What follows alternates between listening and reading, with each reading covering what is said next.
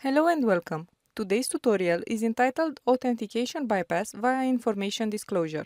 To solve the lab, we must access the admin interface and delete the user Carlos. I will be using Burp Community Edition, so if you are following along, make sure you are proxying your traffic through Burp.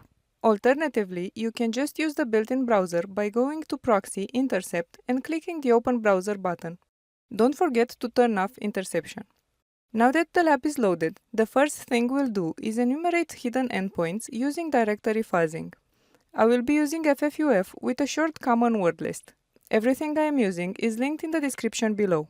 If you do not have FFUF installed, the information disclosure on the bug page video linked here has a short walkthrough on how to install and use it. We'll use the following command: ffuf-u, add your lab URL here, /fuzz, all uppercase, -w, add the path to your word list here. Fuzz will be replaced by each word in the provided word list. We see some endpoints that responded with different statuses, such as 302, 200, and 401. The one that first catches our eye is admin. Let's manually navigate to this location. We get the message admin interface only available to local users. Back in Burp, go to proxy HTTP history, find the get/admin request and send it to repeater. The page's message suggests that the server is restricting access based on the client's IP address and only allows local users. Localhost refers to the local computer that a program is running on. The term localhost resolves to the IP address 127.0.0.1. A common first attempt is to spoof the client IP using the x-forwarded-for header. The HTTP x-forwarded-for request header is a de facto standard header for identifying the originating IP address of a client connecting to a web server through a proxy server. If the server trusts this header, we might be able to pretend we are connecting locally. This does not work. When IP spoofing doesn't work, the next thing to test is different HTTP methods. Servers sometimes behave differently for different HTTP methods, and those differences can contain important information. I will be using this list here. Copy the values to the clipboard. Since it is a short list, we can use Burp's intruder to send each request. Send the get/admin request to intruder. In intruder, select the get method and click the add button. This will insert two payload markers here. Now, make sure the attack type is set to sniper and go to payloads. In the payloads settings section, click paste. You should see the list of HTTP methods you copied earlier. Click start attack. We get the 401 unauthorized response for every request except the one using the trace method. The trace HTTP method is used for diagnostics, debugging, and troubleshooting.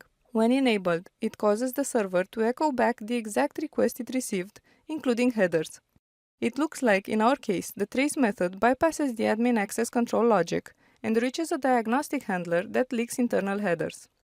The Mozilla developer documentation clearly states that the client must not send content in the request or generate headers that might include sensitive data. However, we do indeed see an interesting header, X custom IP authorization. The reflected IP appears to be my public IP, confirming that the server uses this header to identify the client. It looks like the backend application uses this custom request header to determine whether the client is local.